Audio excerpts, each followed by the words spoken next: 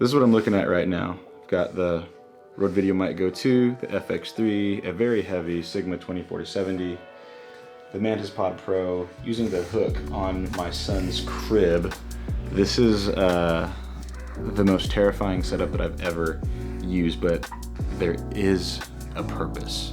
One of the things I need to be better about is balancing work and family, and I know it's always a dance. It's always very, very delicate. If I don't work enough, I don't make money. If I work too much, I never get to see my family, and I don't want to be in either of those two categories.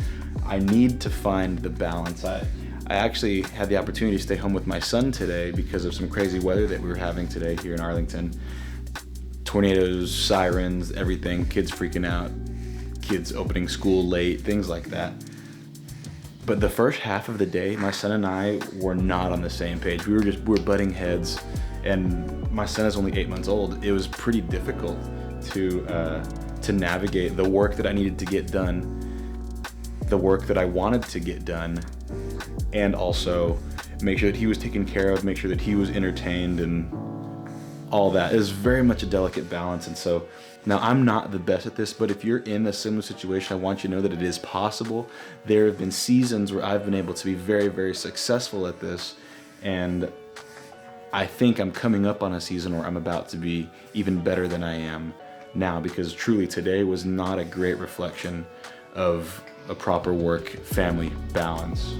But I love moments like this and days like this where I get to spend with my son, because he is so sweet and he's so cute, and he's got the biggest eyes whenever he looks at you. Like, he sees you, he sees your soul, and he's just so excited to be around you. He loves people, and he loves his dad so much. But if you are in a similar stage of life, I want to give you 3 tips to balancing your work and family life better.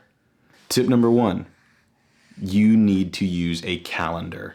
I'm not saying that you're a disorganized person, or that whenever you do use a calendar, you're automatically going to be the most productive and most efficient and perfect human being in the world.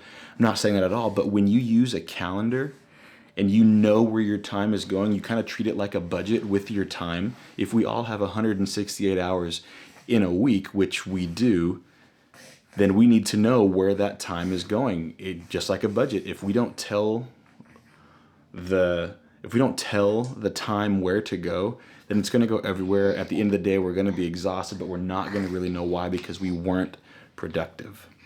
Use your calendar. Number 2, if you're wanting to find a better balance between work and home, the second tip I have for you is to unplug. Truly, whenever I come home, there are still things that are competing for my time and competing for my attention.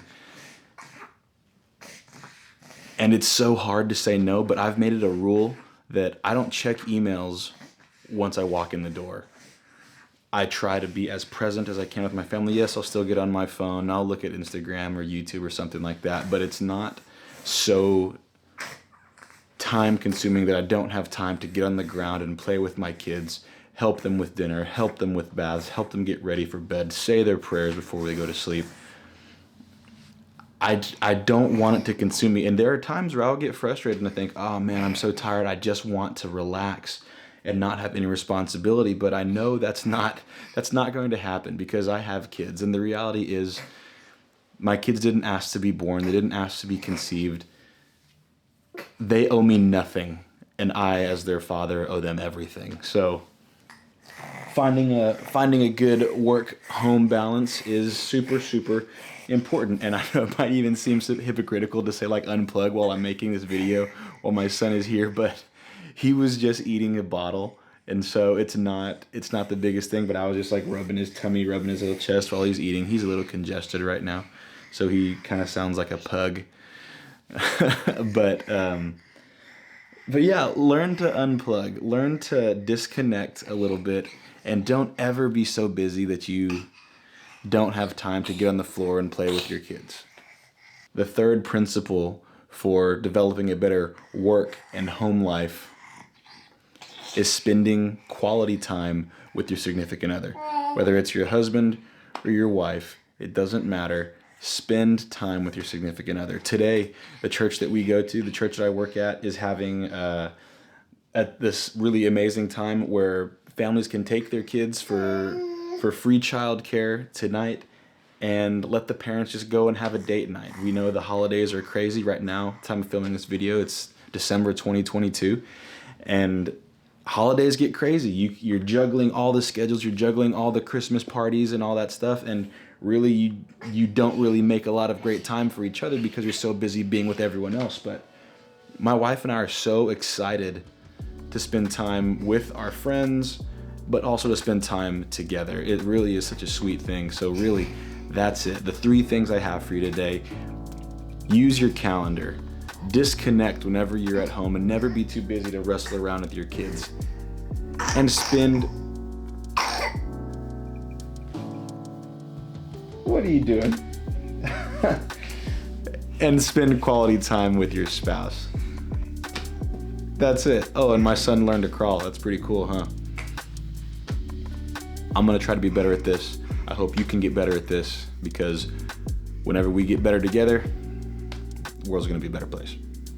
If you like this video, go ahead and subscribe. Hit the like button, the subscribe button, the notification button, all the other buttons. It's a small thing for you, but it's a big deal to me. I would love to know that you're getting value out of videos like this.